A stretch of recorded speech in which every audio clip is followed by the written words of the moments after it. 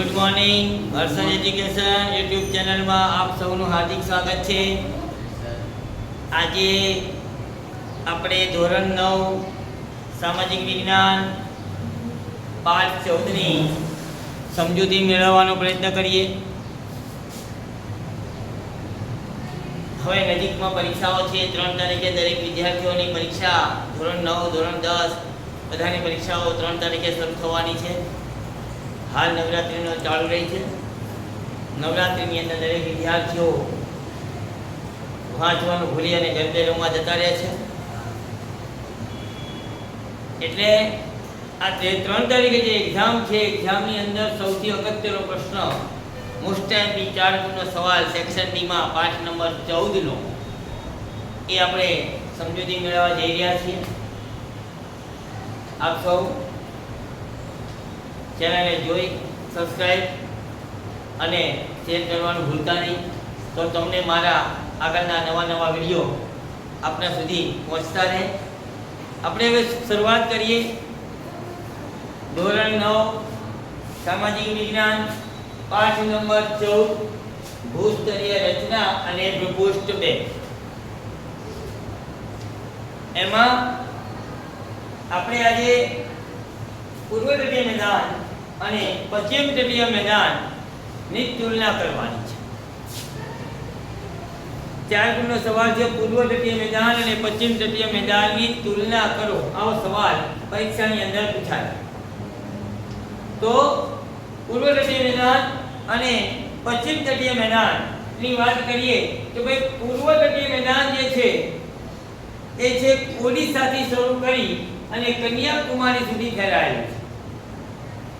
ઓડિશાથી કન્યાકુમારી સુધી પૂર્વ તટીય મેદાન છે.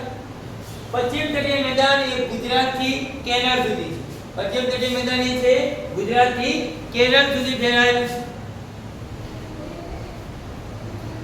પૂર્વ તટીય ઓડિશાથી કન્યાકુમારી, પશ્ચિમ તટીય ગુજરાતથી કેરળ સુધી. પછી આપણે વાત કરીએ કે આ પશ્ચિમ પૂર્વ તટીય મેદાન જે છે એ પશ્ચિમ તટના મેદાન કરતા પહોળું છે. પૂર્વ તટીય મેદાન પશ્ચિમ તટના મેદાન કરતા પહોળું છે, જ્યારે પશ્ચિમ તટીય મેદાન ગુજરાતમાં પહોળું છે, બાકી બીજી જગ્યાએ સાંકડું છે. પૂર્વ તટીય મેદાન નો ઉત્તરનો ભાગ, પૂર્વ તટીય મેદાનનો ઉત્તરનો ભાગ ઉત્તર સરકારના મેદાન તરીકે, દક્ષિણનો ભાગ કોરોમંડળ તરીકે ઓળખાય છે.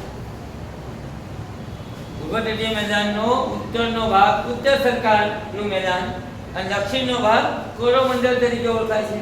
એવી જ રીતે પશ્ચિમ તટીય મેદાન જે છે એ મહારાષ્ટ્ર અને ગોવામાં કોંકણના મેદાન તરીકે ઓળખાય. મહારાષ્ટ્ર અને ગોવામાં કોંકણનું મેદાન અને જ્યારે ગોવાના દક્ષિણમાં મલબાર તટ તરીકે ઓળખાય છે. અને એ બધી વાત કરીએ કે પશ્ચિમ પૂર્વ તટીય જે મેદાન છે એને મહાનદી ગોદાવરી, કૃષ્ણા વગેરે નદીઓ મળતી હોવાથી એ નદીઓ ત્યાં મુક્ત ત્રિકોણ પ્રદેશ રચે છે. શું રચે છે? મુક્ત ત્રિકોણ પ્રદેશ રચે છે. જ્યારે પશ્ચિમ તટીય મેદાન છે એને મુખ્ય મળતી નદી નર્મદા અને તાપી છે, પરંતુ એ નદીમાં પશ્ચિમ તટીય જે મેદાન છે એનો ઢોળાવ જે છે ને સીધો છે. એનો ઢોળાવ સીધો છે એટલે ત્યાં મુક્ત ત્રિકોણ પ્રદેશ આ નદીઓ રચતી નથી. એટલે પૂર્વ તટીય મેદાનમાં નદીઓ મુક્ત ત્રિકોણ રચતી હોવાથી ત્યાંની જમીન ફળદ્રુપ છે અને ખેતી માટે યોગ્ય છે.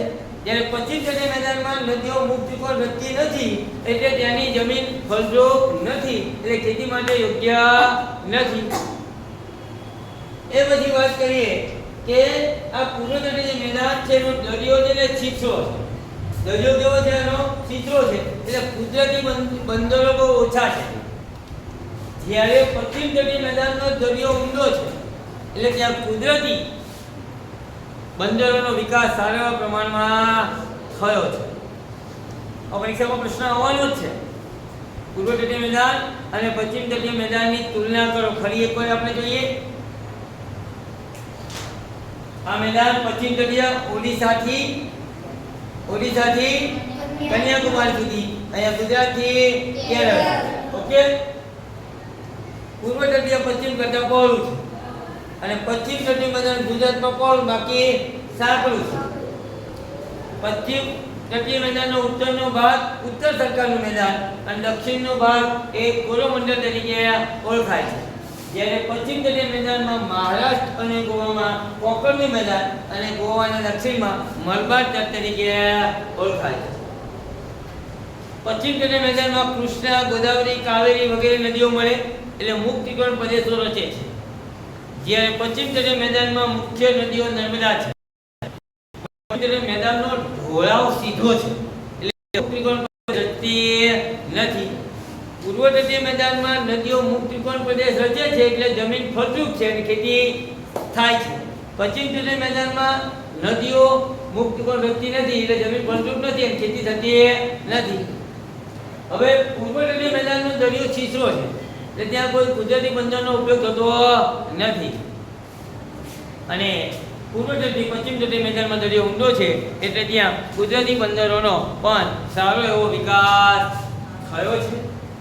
આજે ધોરણ 9 માટે આજે આપણે એક જ પ્રશ્નની ચર્ચા કરીએ છીએ. બાકીના પ્રશ્નોની ચર્ચા આપણે આવતીકાલે કરીશું. દરેક વિદ્યાર્થી આ પ્રશ્નને બરાબર બે વાર જોઈ, સાંભળી અને વ્યવસ્થિત તૈયાર કરી લેશે. અસ્તુ.